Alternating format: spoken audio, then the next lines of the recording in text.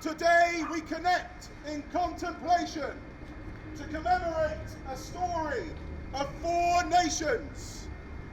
400 years ago, having already endured great trial and tribulation, children, women and men, pilgrims alike, set sail into the unknown.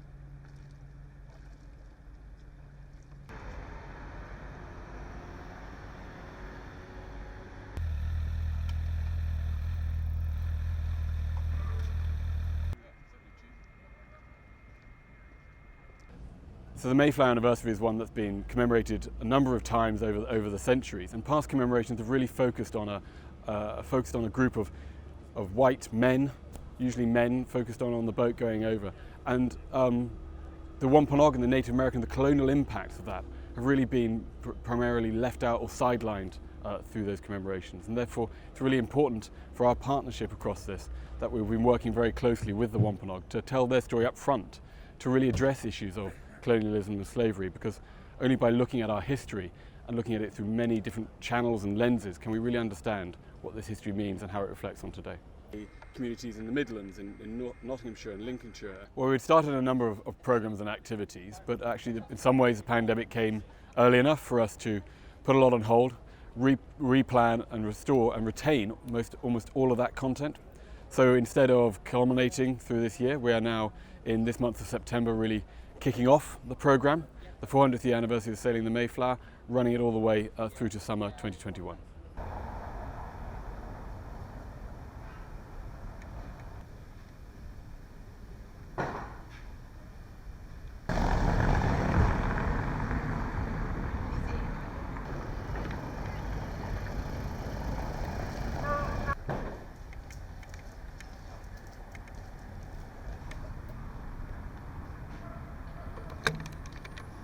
Plymouth 400 is focused more than ever on allowing Wampanoag histories to take center stage, allowing Wampanoag people to be heard, allowing Wampanoag perspectives to be respected, and recognizing that they are Indigenous and they underlie everything else.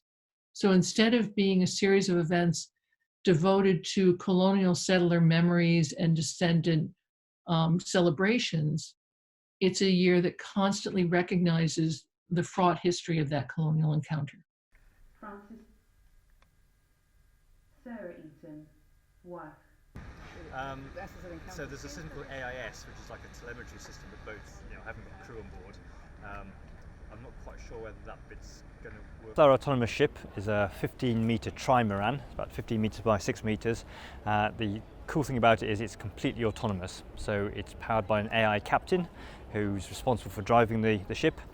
And the inside of the ship, because it's autonomous, doesn't need any crew, and therefore there needs to be no space for sleeping quarters or food supplies or galleys or toilets or anything. So the whole space is given over to science experiments. So the main function of Mayflower Autonomous Ship is a data gathering system for marine research in the oceans.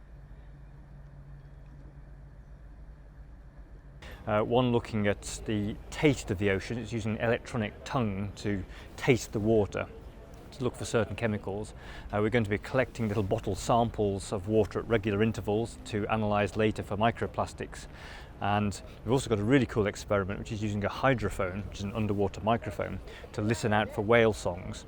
And we're going to be analysing those songs to see if we can identify which pods or families whales come from, because we understand there are some similarities in their songs, so we're going to be looking out for that.